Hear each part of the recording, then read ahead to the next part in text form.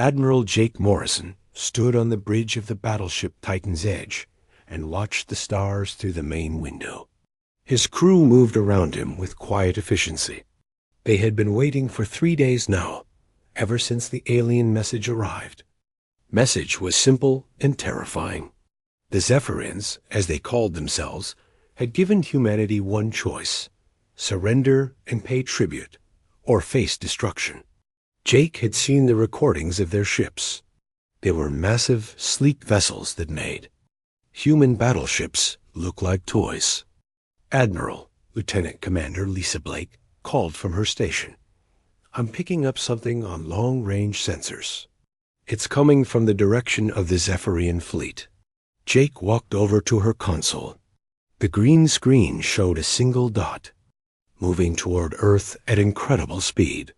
It was much smaller than the alien warships they had detected earlier. "What do you think it is?" Jake asked. Lisa frowned at her readings. "It's not very big, sir. Maybe the size of a shuttle.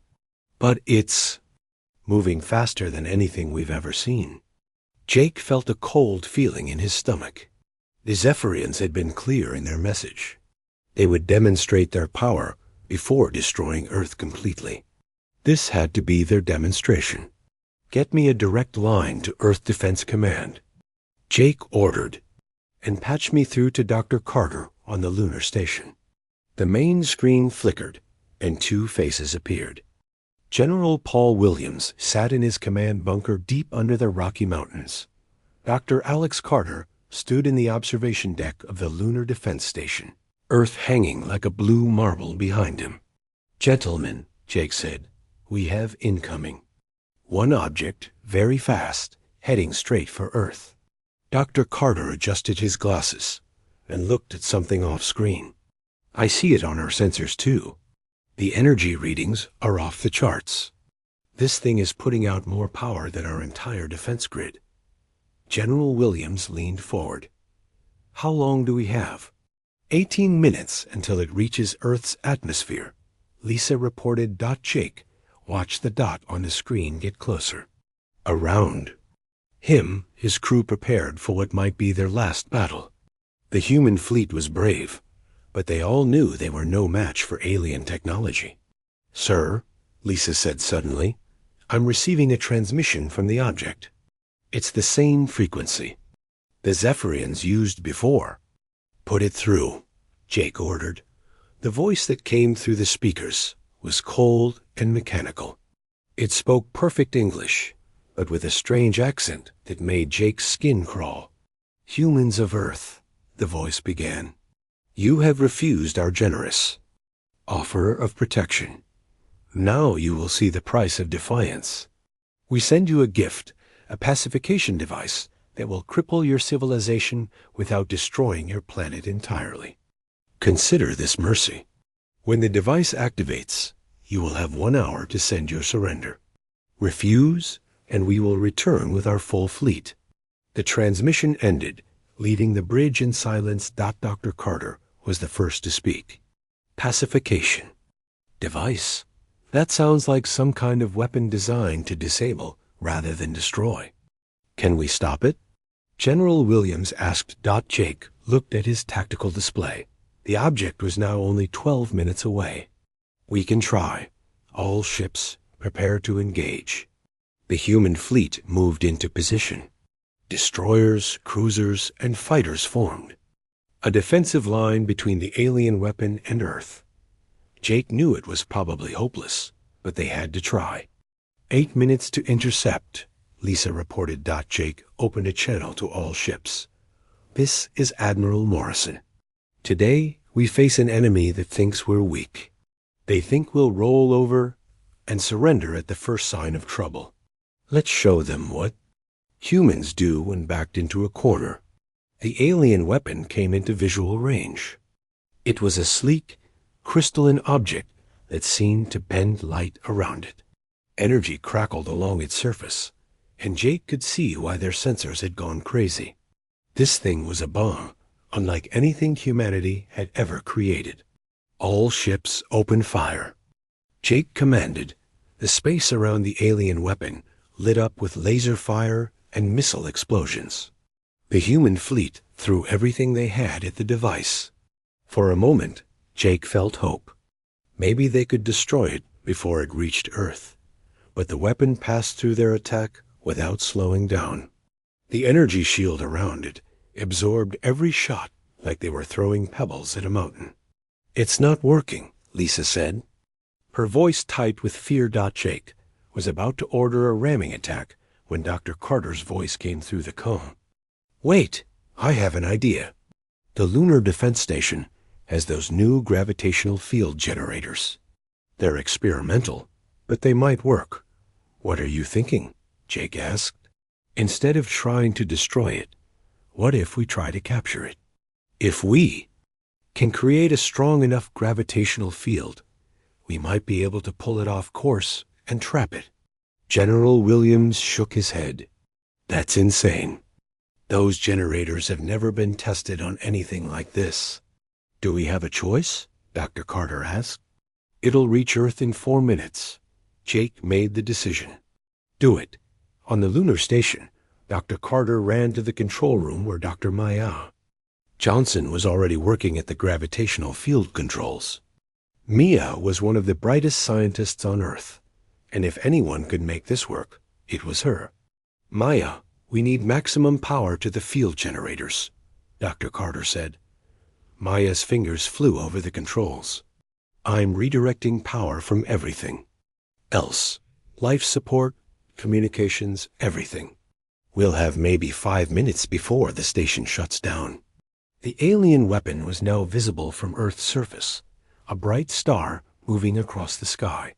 Millions of people watched in terror as their fate approached. "Activating gravitational field now," Maya announced. Space around the alien weapon began to distort. The device slowed, then stopped, caught in an invisible net of twisted gravity. For a moment, it struggled like a trapped animal. "It's working!" Dr. Carter shouted. "The field is holding it." But the celebration was short-lived. The alien weapon began to pulse with energy, trying to break free from the gravitational trap. "The field is fluctuating," Maya warned. "I don't know how long we can hold it." Jake watched from his ship as the cosmic tug-of-war continued. The alien device pushed against the gravitational field while the lunar station's generators strained to contain it. "Power levels dropping," Maya reported. "We're losing it." Then something unexpected happened. Instead of breaking free, the alien weapon suddenly went quiet. The energy discharges stopped, and the device hung motionless in the gravitational field. "What's happening?" Jake asked. Dr. Carter checked his instruments. I think we overloaded its systems. The gravitational field disrupted whatever was keeping it active." "You mean it's dead?" General Williams asked. "Not dead," Maya said, studying her readings. "Dormant. Like it's gone into some kind of sleep mode." Jake felt a smile cross his face for the first time in days. "Can we bring it aboard?" "I think so," Dr. Carter replied. "We can use the cargo bay on the station. But Jake, we need to be careful. We don't know what this thing is capable of." "Understood. But this might be our chance to learn something about their technology." As the human fleet watched, the lunar station carefully drew the alien weapon into its cargo bay. The device that was supposed to destroy Earth's civilization was now in human hands. On the bridge of the Titan's edge, Jake opened a channel to the Zephyrian fleet. "This is Admiral Morrison of the Earth Defense Force. We have received your gift.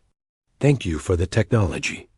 There was a long pause before the alien voice responded. "Humans, you do not understand what you have captured. That device is beyond your primitive capabilities. Surrender now, and we will retrieve it safely." Jake smiled. "We'll see about that. Morrison out." As the transmission ended, Jake looked at his crew. They had done the impossible. They had caught an alien superweapon and lived to tell about it. But Jake had a feeling this was just the beginning. Somewhere in the distance, The Zephyrian fleet waited. They expected humanity to surrender within the hour. Instead, they were about to learn that humans had a talent for turning their enemies. Weapons against them. The first phase of the war was over. Now the real work would begin. Dr. Alex Carter stood in the cargo bay of the lunar station, staring at the alien weapon that had nearly destroyed Earth. The device was beautiful in a terrifying way. It looked like a giant crystal, about the size of a small car, with smooth surfaces that seemed to shift and change when he wasn't looking directly at them. "It's been quiet for 6 hours now," Dr. Maya Johnson said, checking her scanner. "No energy readings, no movement. Whatever we did to it worked." Alex nodded, but he didn't feel relieved. The Zephyrians had given humanity 1 hour to surrender after the weapon activated. That time had passed, but the alien fleet hadn't moved. They were still out there, waiting. "They think we're too stupid to figure out their technology," Alex said. "They're waiting for us to panic and give up." Maya walked around the device, taking readings from different angles. "Maybe they're right. This thing is like nothing we've ever seen. The energy patterns don't match any known physics." "Then we'll learn new physics," Alex said firmly. "Get me Captain Parker on the comm." Captain Steve Parker arrived at the lunar station 12 hours later with a team of engineers and scientists. Steve was a former military man who had become one of Earth's best civilian contractors. If anyone could figure out alien technology, it was him. "So this is what almost killed us," Steve said, looking at the weapon. "It's smaller than I expected." "Size doesn't matter with this level of technology," Alex replied. "According to our scans, this thing was putting out more energy than our entire power grid." Steve's team immediately went to work. They set up scanners, analyzers, and every piece of equipment they could fit in the cargo bay.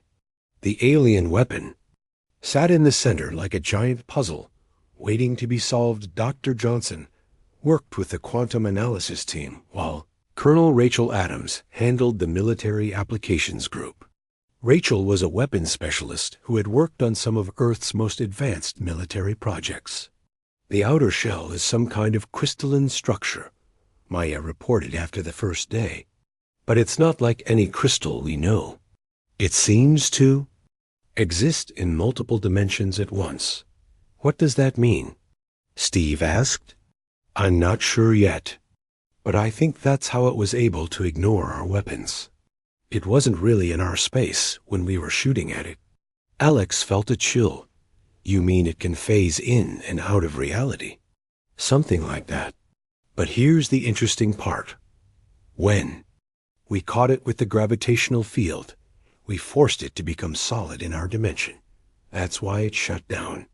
The work continued around the clock. Teams of scientists took shifts, studying every aspect of the device.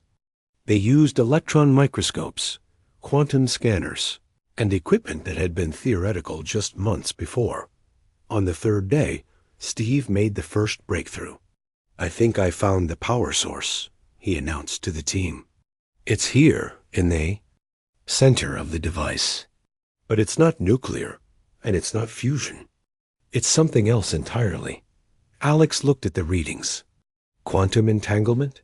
That's what I think. But not just any entanglement. This thing is connected to particles across the entire galaxy. It's drawing power from stars, black holes, maybe even other dimensions." Colonel Adams leaned forward. "You mean it has unlimited power?" "Not unlimited, but close. And that's not the scary part. The scary part is what it does with that power." Steve brought up a holographic display showing the weapon's internal structure. "This isn't just a bomb. It's a reality manipulator. It was designed to rewrite the physical laws in a specific area, in this case, Earth's entire solar system." The room fell silent. Alex felt his stomach drop. "Rewrite how?" "From what I can tell, it would have made it impossible for our technology to work.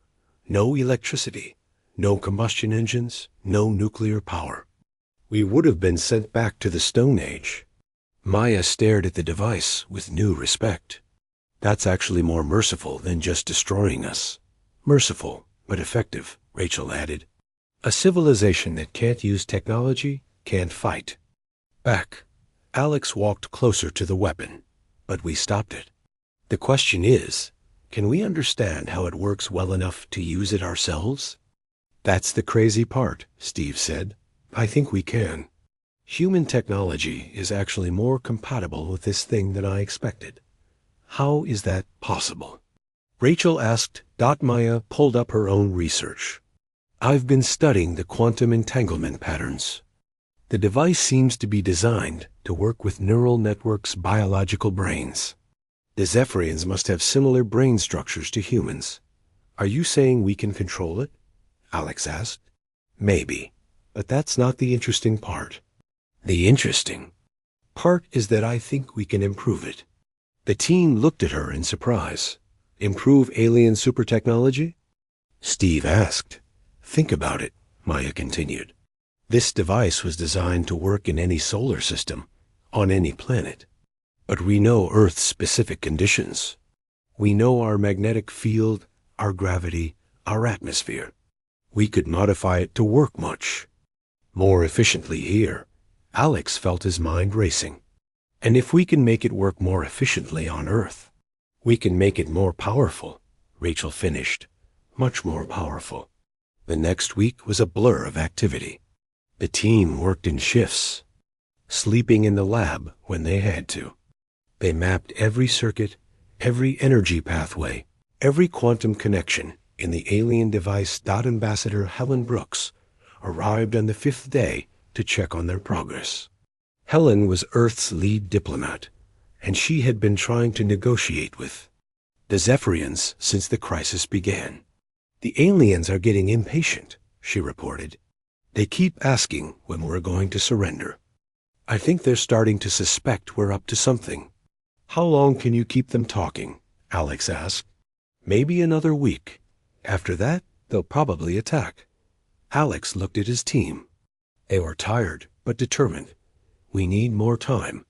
I'll do what I can, Helen promised. But Alex, what exactly are you planning? Are you really going to try to use their own weapon against them? Alex exchanged glances with Steve and Maya. They had talked about this, but hearing it said out loud made it real.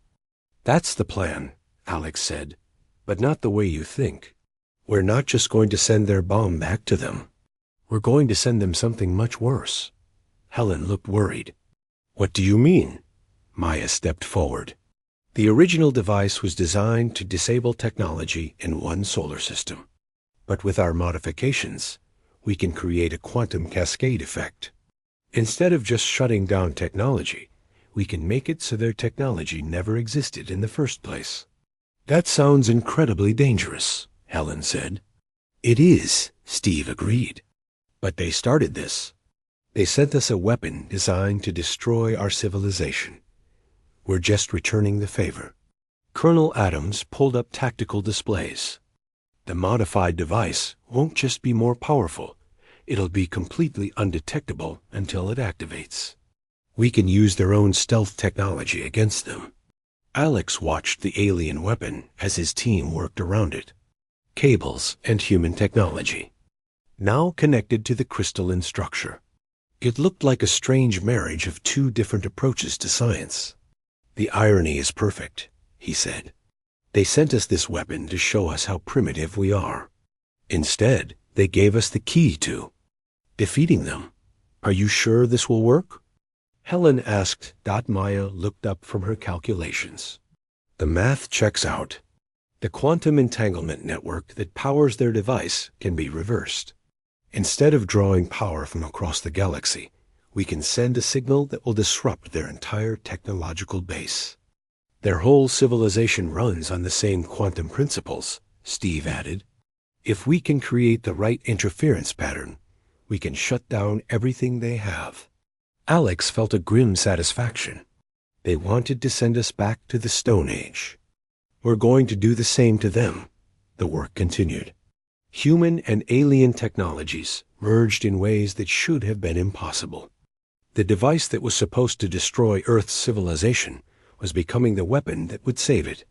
But as the deadline approached, Alex wondered if they were making a terrible mistake.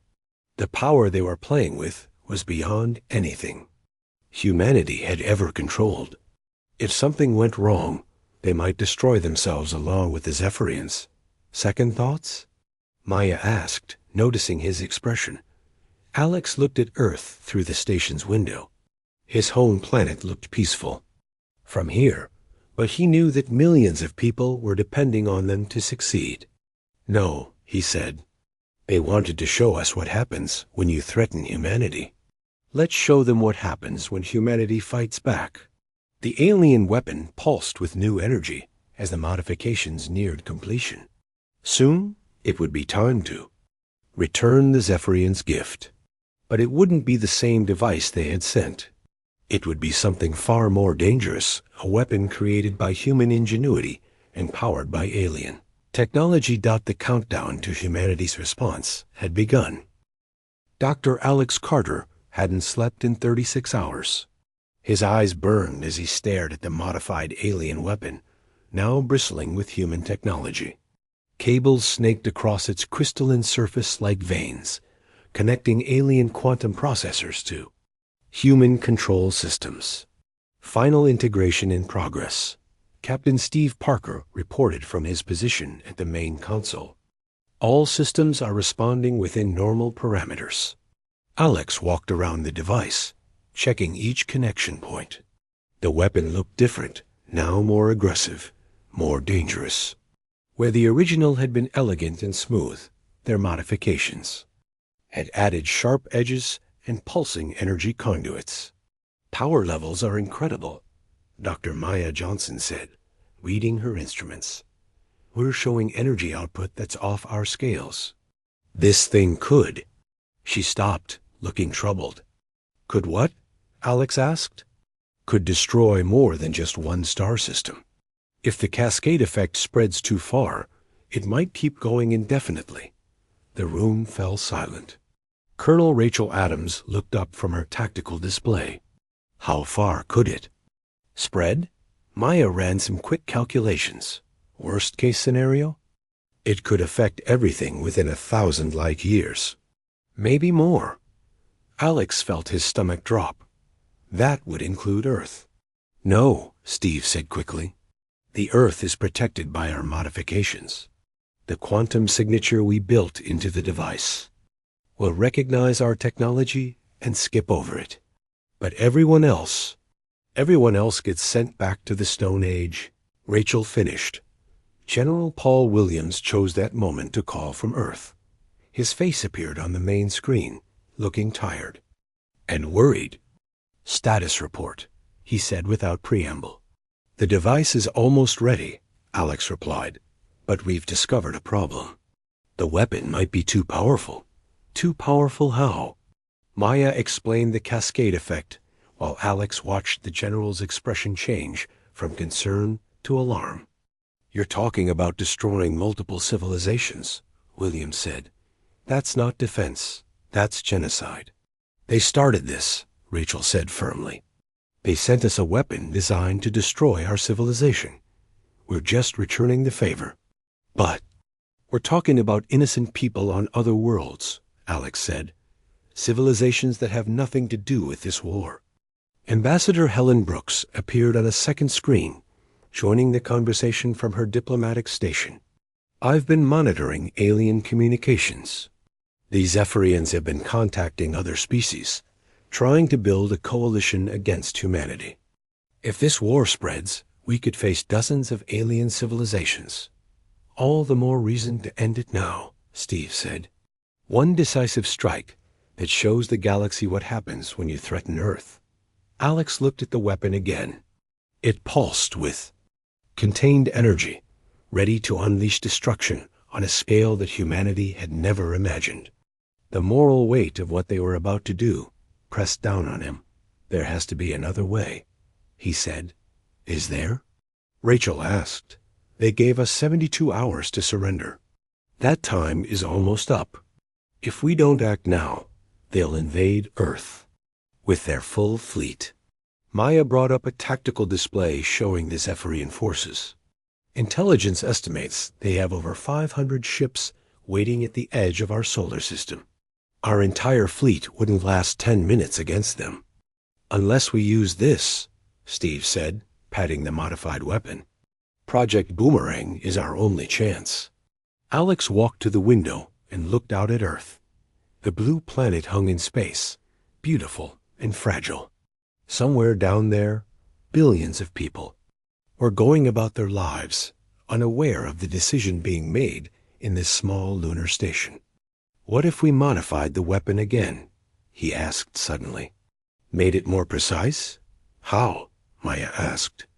Instead of creating a cascade effect that spreads everywhere, what if we targeted specifically at the Zephyrian home system? We could limit the damage to just them. Steve shook his head. The quantum entanglement network doesn't work that way. It's all connected. If we disrupt one part, the whole thing collapses. Then we build a new network, Alex said. We use human technology to create targeting systems that the aliens never imagined. That would take weeks, Rachel protested. We don't have weeks. We have 18 hours, General Williams said. That's when the Zephyrian deadline expires. Alex felt the pressure of time weighing on him. 18 hours to make a decision that would affect the entire galaxy. 18 hours to choose between Earth's survival and the destruction of countless innocent civilizations. I need to think, he said. There's no time for thinking, Rachel said. We need to act. 5 minutes. Alex said, Give me 5 minutes alone with this thing. The others reluctantly left the cargo bay. Alex stood alone with the modified alien weapon, feeling its power humming through the air. The device that was supposed to destroy Earth's civilization had become humanity's ultimate weapon. He thought about the Zephyrians' message. They had called their weapon a pacification device, something designed to disable rather than destroy. In their alien way, they had been trying to be merciful. Now humanity was about to return that mercy with interest. His communicator beeped. Alex, you need to see this. Maya's voice came through. We're receiving a transmission from the Zephyrian fleet. Alex rejoined the team in the control room. The main screen showed the same alien face that had delivered the original ultimatum. But now the creature looked different, less confident, more concerned. Humans of Earth, the alien said. We have detected unusual energy signatures from your planet. We warn you not to attempt to use the pacification device. The technology is beyond your understanding and could cause unpredictable effects. The transmission ended. They're scared, Rachel said with satisfaction. They know we're up to something.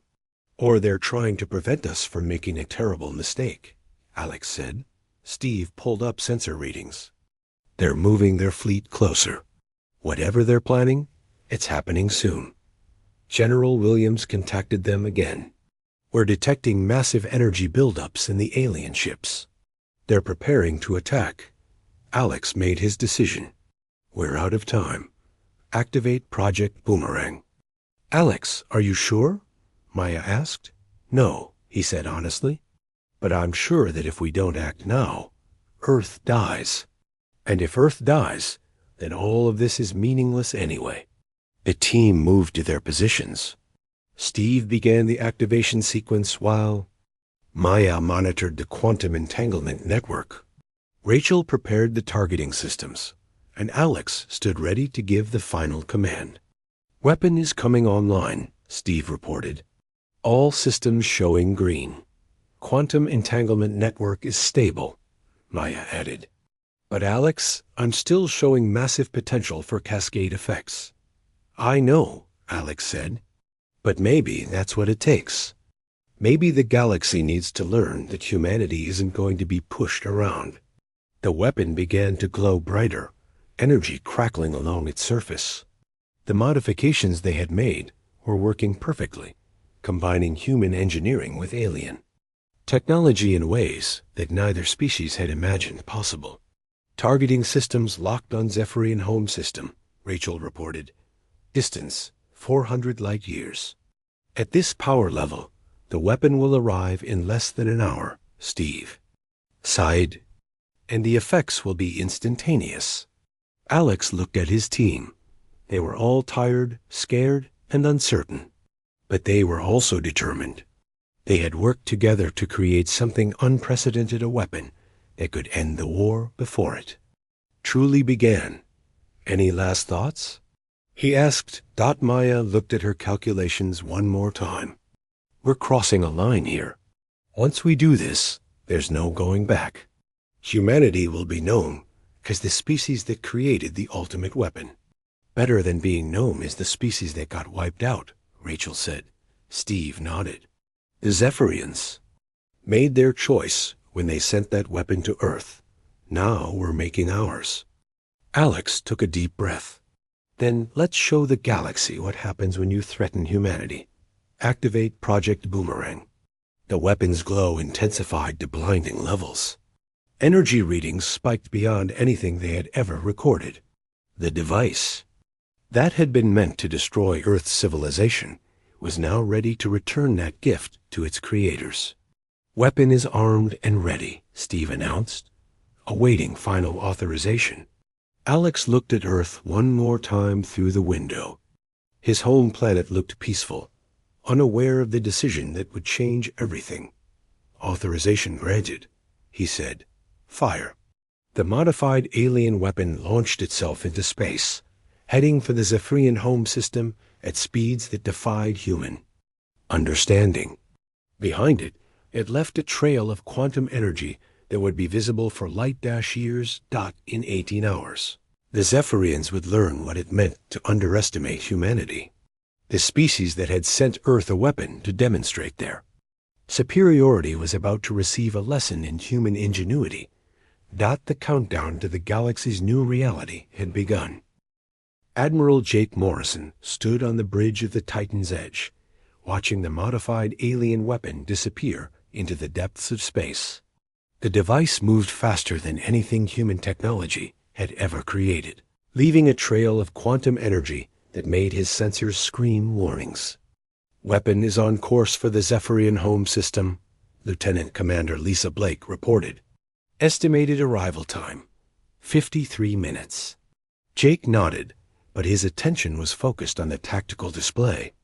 The Zephyrian fleet had moved closer. To Earth, their ships arranged in a massive attack formation. 500 vessels, each one capable of destroying a human city. They know something's wrong, he said. Look at their positioning. Captain Steve Parker, who had joined the fleet for the mission, studied the alien formation. They're not just preparing to attack Earth. They're preparing to defend themselves. From what? Lisa asked. They don't know what we sent them. They know enough, Jake replied. The energy signature from our weapon launch was impossible to hide. They know we did something with their bomb. Dr. Maya Johnson worked at a science station they had installed specially for this mission. I'm tracking the weapon's progress. It's maintaining course and speed. The quantum entanglement network is stable. Jake felt a mix of pride and worry. They had done something incredible, turned an alien superweapon into humanity's own ultimate deterrent. But they were also about to find out if their modifications worked as planned. Admiral, Lisa said, we're receiving a transmission from the Zephyrian fleet. Put it on screen. The alien commander appeared on the main display. Jake had seen this creature before, but now it looked different. The confidence was gone, replaced by what looked like genuine concern. Admiral Morrison, the alien said, we detect that you have launched the pacification device toward our territory. This is extremely dangerous. The device was never meant to be used as a weapon. Funny, Jake replied. It seemed like a weapon when you sent it to destroy our civilization. The device was designed to preserve life while ending conflict. What you have done to it. The energy signatures we detect suggest massive modifications. you may have created. Something that could threaten the entire galaxy. Jake felt a chill. Even the aliens were afraid of what they had built. But there was no stopping it now. You gave us a choice, he said. Submit or be destroyed. We chose option 3. The alien. Commander's expression grew desperate. You do not understand the forces you are dealing with. The quantum entanglement network that powers our technology is connected to hundreds of star systems. If you disrupt it incorrectly, the effects could spread far beyond our territory. Then, you should have thought of that before you threatened Earth, Jake said, and cut the transmission. Dr. Johnson looked up from her station. Jake, what if they're right? What if we've created something too dangerous? Too late now, Steve said grimly. The weapon is already halfway to their system. Jake walked to the window and looked out at the stars. Somewhere in that vast darkness, their modified weapon was racing toward its target. In less than an hour, they would know if their gamble had worked. All ships, prepare for possible retaliation, he ordered. If this doesn't work, we're going to be fighting for our lives. The human fleet spread out in defensive formation. They had every ship Earth could muster: battleships, destroyers, cruisers, and fighters. It was impressive by human standards, but tiny compared to the alien force waiting for them. Colonel Rachel Adams contacted them from the lunar station. We're monitoring the weapon's progress. Everything looks good so far. The targeting systems are locked on the Zephyrian capital. World, what exactly will happen when it arrives? Jake asked. If our calculations are correct, the weapon will create a quantum cascade that will disrupt their entire technological base.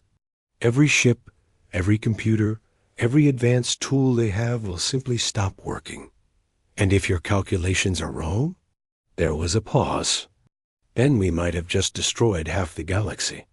Jake felt the weight of that responsibility. They had made a decision that would affect billions of lives across hundreds of worlds. The species that had tried to pacify Earth was about to learn. What happened when humanity was pushed too far? 30 minutes to target, Lisa reported. The bridge fell silent. Around them, the crew continued their duties, but Jake could feel the tension. Everyone knew that the next half hour would determine the fate of not just Earth, but possibly the entire galaxy. Sir, Lisa said suddenly, the Zephyrian fleet is moving. Jake looked at the tactical display. The alien ships were breaking formation, some heading directly for Earth, while others retreated toward the edge of the solar system. They're splitting up, he observed. Some are attacking, some are running. The ones attacking probably don't believe our weapon will work, Steve said. The ones running are hedging their bets. Jake opened a channel to all human ships. This is Admiral Morrison. Incoming alien vessels. All ships, weapons free. Protect Earth at all costs. The space around Earth erupted in battle. Human ships engaged the advancing Zephyrian vessels with everything they had. Laser beams cut through the darkness, while missiles exploded in brilliant flashes of light. The aliens were more advanced, but they were also desperate. Their attacks were fierce, but uncoordinated. Some ships fought with savage intensity, while others seemed to be holding back, waiting to see what would happen. 15 minutes to target, Maya announced. On the main screen, Jake watched as a human destroyer exploded under alien fire. But for every human ship lost, the aliens seemed to lose too. They were fighting like they were distracted, constantly checking their instruments and communications. They're scared, Jake realized. They're fighting us, but they're more worried about what's happening at home. 10 minutes to target, Maya reported. The alien attacks suddenly stopped. The Zephyrian ships that had been pressing their assault pulled back as if they had received new orders. What are they doing? Lisa asked. Jake studied the tactical display. The alien fleet was reorganizing, but not for attack. They were forming a defensive circle around their command ships. They're trying to protect their leadership, he said. They think our weapon is going to work. 5 minutes to target. The bridge held its breath. On the tactical display, Jake could see their weapon approaching the Zephyrian home system. The device was moving so fast that it barely registered on their sensors. 2 minutes to target. Jake opened a channel to the entire human fleet. This is Admiral Morrison. In 2 minutes, we'll know if our gamble paid off. If it works, we've just changed the balance of power in the galaxy. If it DOESN single quotes T ... well, we gave them hell. 1 minute to target. The Zephyrian fleet had gone completely silent. No communications, no movement, no attacks. They were waiting, just like the humans. 30 seconds. Jake found himself holding his breath. Around him, his crew stared at their instruments, waiting for some sign of what was happening 400 light-years away. Target acquired, Maya announced. Weapon is activating. For a moment, nothing happened. The stars looked the same. The alien fleet remained motionless, and Jake wondered if they had failed completely. Then every alien ship in the solar system went dark. The Zephyrian vessels that had been glowing with power suddenly looked like dead metal hulks. Their energy signatures disappeared from human sensors, and their communication channels fell silent. My God, Lisa whispered. It worked. Jake stared at the tactical display. 500 alien warships, each one capable of destroying human. Cities had been reduced to powerless debris in an instant. Status report, he ordered. Maya's fingers flew over her instruments. I'm reading massive quantum disruption throughout the galaxy. The entanglement network is collapsing. Every piece of Zephyrian technology within 1,000 light-years has been affected. What about other species? Jake asked. Unknown. The cascade effect is still spreading. It might take hours before we know the full extent. Steve looked at the dead alien ships floating around Earth. We did it. We actually did it. But Jake didn't feel like celebrating. They had won, but at what cost? The weapon they had created was more powerful than anyone had imagined. They had wanted to defend Earth, but they might have crippled an entire section of the galaxy. Sir, Lisa said, we're receiving a transmission from one of the alien ships. It's very weak, like they're using some kind of backup power. Put it through. The alien commander appeared on screen again, but now he looked defeated. The proud warrior who had threatened Earth was gone, replaced by someone who looked broken. Admiral Morrison, the alien said, we surrender. Our civilization is crippled. Our technology is dead. We cannot fight anymore. Jake felt no satisfaction in the aliens' defeat. What about the other species in the galaxy? How many civilizations did we affect? Unknown. The quantum cascade is still spreading. Hundreds of star systems may be affected. You have changed everything. The transmission ended, leaving Jake alone with the consequences of humanity's actions. They had saved Earth, but they had also created a weapon that could destroy civilizations across the galaxy. What have we done? He asked quietly. What we had to do, Steve replied. They gave us no choice. Jake looked at Earth, hanging blue and beautiful in the darkness. His home planet was safe, but the galaxy would never be the same. Humanity had announced its arrival on the galactic stage, not. The explosion lit up the Zephyrian home system like a second sun. Admiral Jake Morrison watched the event through long-range sensors from the bridge of the Titan's Edge, 400 light-years away. The modified alien weapon had reached its target and detonated with a force that defied human understanding. Quantum cascade initiated, Dr. Maya Johnson reported, her voice filled with awe and terror. The disruption wave is spreading at faster than light speeds through the entanglement network. Jake stared at the tactical display as entire star systems went dark. Red dots that had represented active alien civilizations suddenly turned gray, indicating complete technological failure. The cascade effect was spreading faster and farther than anyone had predicted. "How many systems are affected?" he asked. Maya's hands shook as she worked her instruments. 50 ... 100, 200 systems and counting. The wave is still spreading. Captain Steve Parker joined them on the bridge, his face grim. The Zephyrian fleet here is completely dead. No power, no life support, no communications. They're floating coffins. Jake felt a cold weight in his stomach. They had wanted to defeat the Zephyrians, but this was beyond anything they had imagined. They weren't just winning a war, they were changing the entire galaxy. "Sir, Lieutenant." Commander Lisa Blake called from her station. "We're receiving multiple transmissions from different star systems. They're all surrender messages." "Put them through," Jake ordered. The main screen flickered between different alien faces. Species that Jake had never seen before, all with the same message of fear and surrender. The cascade effect had reached their territories, and their advanced civilizations had been reduced to primitive conditions in minutes. "The hegemony of Andor surrenders to the humans of Earth," said one alien leader, a creature that looked like a cross between a spider and a jellyfish. "We acknowledge your superior technology and request mercy." Another alien, this one reptilian with glowing eyes, spoke from what looked like a damaged command center. "The Stellar Republic offers complete submission to human authority.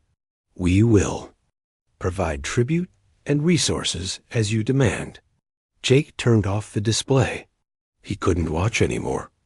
The galaxy's most advanced civilizations were begging for mercy from a species that had barely left its own solar system. "This isn't what we wanted," he said quietly. "Isn't it?" Steve asked. "They threatened to destroy us. We showed them what happens when you threaten humanity." Dr. Johnson looked up from her instruments. "The cascade effect is starting to slow down. Final count, 347 star systems affected. That's roughly a third of the known galaxy." Jake felt numb. 347 civilizations reduced to pre-technological conditions because of a weapon humanity had created. The moral weight of what they had done was crushing. "Any sign of the effect reaching Earth?" he asked. "No," Maya replied. "Our modifications worked perfectly. The quantum signature protects all human technology. We're the only species in the affected area that still has working starships." Ambassador Helen Brooks contacted them from Earth.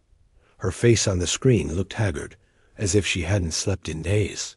"Jake, we're receiving surrender messages from across the galaxy. Not just from the affected systems, but from civilizations that weren't even touched by the cascade. Word is spreading fast." "What are they saying?" Jake asked. "They're terrified. The species that could take an enemy weapon and turn it into something that could cripple a third of the galaxy. They don't want to fight us. They want to negotiate."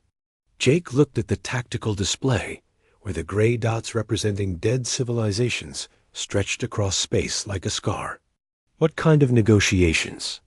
"Trade agreements, protection treaties, technology sharing. Everyone wants to be on humanity's good side now." Dr. Alex Carter's voice came through the communication system from the lunar station. "Jake, I need to tell you something. The cascade effect isn't permanent." "What do you mean?" Jake asked. "The quantum disruption will fade over time. It's like a massive electromagnetic pulse, but on a galactic scale. The affected civilizations will recover their technology eventually." "How long?" Steve asked. "Hard to say. Maybe months, maybe years. But they will recover." Jake felt a mixture of relief and concern. Relief that they hadn't permanently crippled hundreds of civilizations, but concern about what would happen when those civilizations got their technology back. "They'll remember what we did to them," he said. "When they recover, they'll want revenge." "Maybe," Alex replied. "Or maybe they'll remember the lesson. Don't threaten humanity unless you're prepared for the consequences. Over the following days, the scope of what they had accomplished became clear. The Zephyrian Empire, which had dominated their section of the galaxy for thousands of years, was gone. Their vast fleets were dead metal drifting through space. Their colonies were struggling without advanced technology, and their government had collapsed. But the Zephyrians weren't the only ones affected. The quantum cascade had reached star systems that humanity had never heard of, civilizations that had existed for millions of years, reduced to primitive conditions by a weapon built from their own technology. Colonel Rachel Adams arrived on the Titan's Edge with a full report. We're getting contact from survivor groups across the affected region. Most are asking for help, food, medical supplies, basic technology. They're treating us like we're some kind of galactic superpower. We are now, Jake said grimly.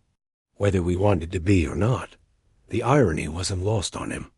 Humanity had become the dominant force in the galaxy, not through conquest or diplomacy, but through a single act of defensive retaliation.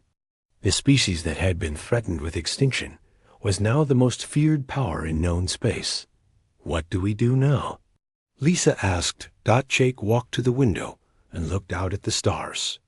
Each point of light represented a solar system, and now many of them were looking to Earth for guidance. The responsibility was overwhelming. We help them, he said finally. We send aid to the affected systems. We share our technology to help them recover. We show the galaxy that humanity isn't just about destruction. And if they recover and try to attack us again, Steve asked, then we remind them what happened the last time someone threatened Earth. Ambassador Brooks worked around the clock to establish diplomatic relations with the surviving civilizations. The galaxy had changed overnight, and humanity found itself at the center of a new political order. Species that had once looked down on humans as primitives now sought their protection. Trade routes that had been closed to human ships were now open. Technologies that would have taken humanity centuries to develop were being offered freely by civilizations, desperate to stay on Earth's good side. But not everyone was happy with the new order. In the unaffected regions of the galaxy, some species began forming alliances against humanity. They saw the cascade effect as an act of aggression that couldn't go unanswered. We're detecting military buildups in the Outer Rim, Maya reported. During a strategy meeting, dozens of species are combining their fleets.